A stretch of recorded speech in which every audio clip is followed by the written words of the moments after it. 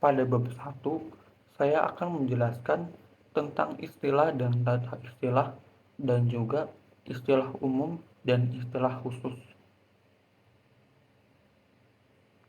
Istilah adalah kata atau frasa yang digunakan sebagai nama atau lambang untuk mengungkapkan makna, konsep, proses, keadaan, atau sifat yang khas dalam ilmu, pengetahuan, teknologi, dan seni.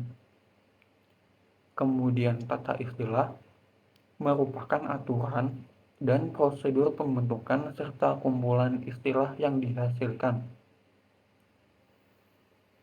Istilah umum adalah istilah yang awalnya berasal dari bidang khusus, namun kemudian digunakan secara luas sebagai bagian dari kosakata umum. Sedangkan istilah khusus adalah istilah yang hanya digunakan dalam lingkup atau bidang tertentu. Akan menjelaskan mengenai persyaratan istilah yang baik. Dalam pembentukan istilah, diperlukan persyaratan dalam pemanfaatan kosakata bahasa Indonesia. Beberapa persyaratan tersebut yaitu, yang pertama, istilah yang dipilih adalah kata atau frasa yang paling tepat untuk mengungkapkan konsep termaksud dan yang tidak menyimpang dari makna itu. Yang kedua, istilah yang dipilih adalah kata atau frasa yang paling singkat di antara pilihan yang tersedia yang mempunyai rujukan yang sama. Yang ketiga, ada istilah yang dipilih adalah kata atau frasa yang bernilai rasa atau konotasi yang baik. Yang keempat, istilah yang dipilih adalah kata atau frasa yang sedap didengar atau eufonik. Yang kelima, ada istilah yang dipilih adalah kata atau frasa yang bentuknya seturut kaidah bahasa Indonesia. Lalu, nama dan tata nama. Nama adalah kata atau frasa yang berdasarkan kesepakatan untuk menjadi tanda pengenal benda, orang, hewan, tumbuhan, tempat, atau hal. Tata nama atau nomenklatur adalah perangkat peraturan penamaan dalam bidang ilmu tertentu, misalnya pada kimia dan biologi, beserta kumpulan nama dan yang dihasilkannya. Contohnya aldehida, odisa sativa, atau aloe vera. Terima kasih. Selanjutnya, proses pembentukan istilah. Ada beberapa poin yang akan kami bahas pada bab ini. Poin yang pertama yaitu konsep ilmu pengetahuan dan peristilahan. Kecendekiaan ilmuwan dan pandit telah dan selalu berupaya dalam menghasilkan konsep ilmiah yang diungkapkan melalui perangkat peristilahan. Terdapat istilah yang sudah mapan dan ada yang masih perlu diperbaiki. Konsep yang telah dihasilkan ilmuwan dan pandit di Indonesia merupakan istilah mapan, meskipun sebagian datang dari luar negeri dan sudah dilambangkan dengan istilah bahasa asing. Terdapat kemungkinan para ilmuwan dan pandit dalam mencetuskan konsep ilmu pengetahuan, teknologi, dan seni yang belum pernah ada sebelumnya hingga diperlukan adanya penciptaan istilah baru. Poin yang kedua yaitu bahan baku istilah Indonesia. Semua bahasa memerlukan ungkapan untuk gagasan, temuan, atau reka cipta yang baru. Tidak ada satupun bahasa yang sudah memiliki kosakata yang lengkap. Bahan istilah Indonesia diambil dari berbagai sumber, yaitu yang pertama, bahasa Indonesia, termasuk unsur serapannya dan bahasa Melayu. Yang kedua, bahasa Nusantara yang serumpun, termasuk bahasa Jawa kuno. Dan yang ketiga, bahasa asing seperti bahasa Inggris dan bahasa Arab. Poin yang ketiga yaitu pemantapan istilah Nusantara.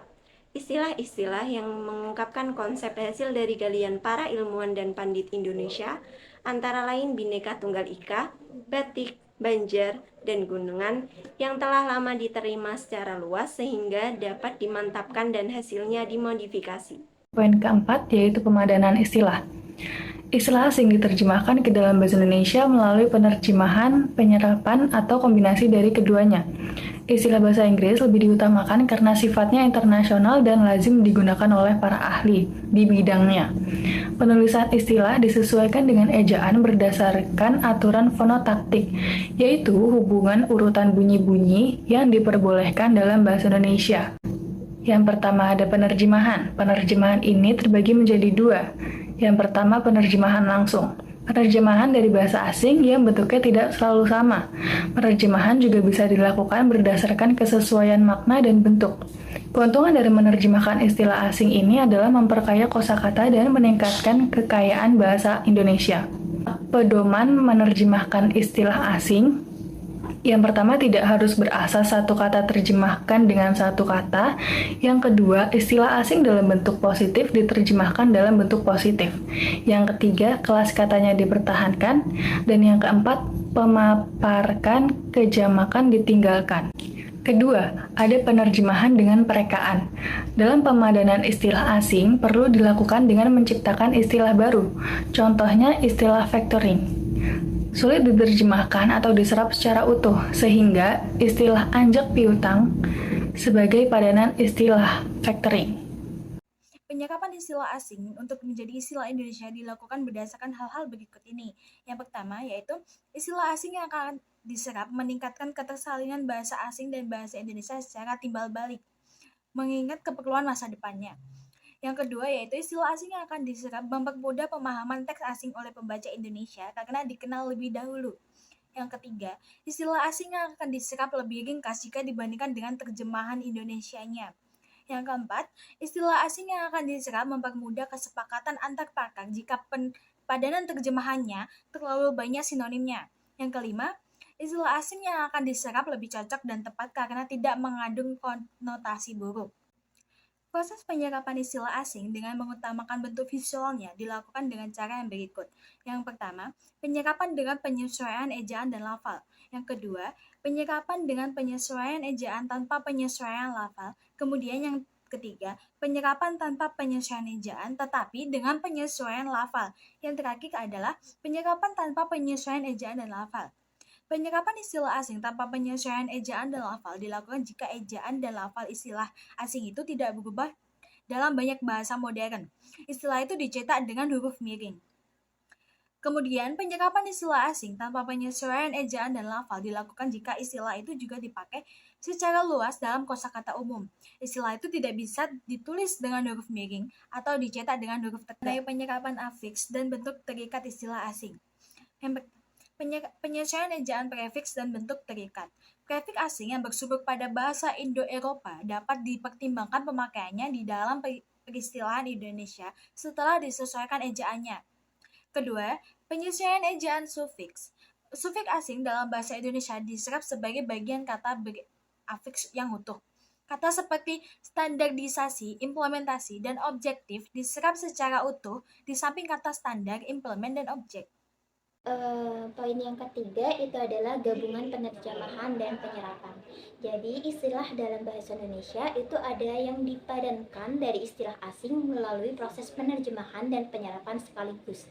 Contohnya ada istilah subbagian, itu merupakan padanan dari istilah subdivision dari istilah asing. Kemudian ada istilah koloid lempung yang merupakan hasil padanan dari istilah clay-koloid. Proses yang selanjutnya yaitu ada proses pereka ciptaan istilah.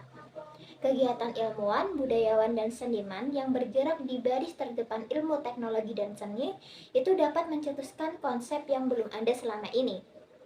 Istilah baru untuk mengungkapkan suatu konsep tertentu dapat direka cipta sesuai dengan lingkungan dan corak bidang kegiatannya. Contohnya seperti kata fondasi cakar ayam, terus penyangga sosro bahu, plasma inti rakyat, dan tebang pilih. Istilah-istilah tersebut itu telah masuk ke dalam khazanah peristilahan. Lalu yang selanjutnya itu ada proses pembakuan dan kodifikasi istilah. Jadi istilah yang diseleksi lewat pemantapan, penerjemahan, penyerapan, dan pereka ciptaan itu kemudian dilakukan lewat kodifikasi yang mengusahakan keteraturan bentuk seturut kaidah dan adat pemakaian bahasa. Kodifikasi itu tercapai dengan tersusunnya sistem ejaan, buku tata bahasa, dan kamus yang merekam dan menetapkan bentuk bakunya. Bagian prosedur pembakuan istilah. Konsep-konsep di dalam bagian prosedur pembakuan istilah dibagi-bagi menjadi beberapa bagian yang akhirnya menjadi kodifikasi bahasa. Konsep dibagi menjadi konsep yang sudah ada, kemudian konsep yang sudah ada dibagi lagi menjadi konsep yang berada di Nusantara, kemudian ada juga dibagi menjadi konsep yang berasal dari mancanegara. Konsep tersebut dibagi lagi atau dipecah melalui proses pemantapan, pemadanan, dan pereka ciptaan. Kemudian lagi dipecah melalui proses penerjemahan, kemudian ada juga ke penyerapan, dan ada juga yang ke gabungan penerjemahan dan penyerapan. Proses-proses tersebut menghasilkan pembakuan istilah atau kodifikasi. Hari raya sebentar lagi. Jangan lupa bikin ketupat. Sekian presentasi dari kami, semoga bermanfaat.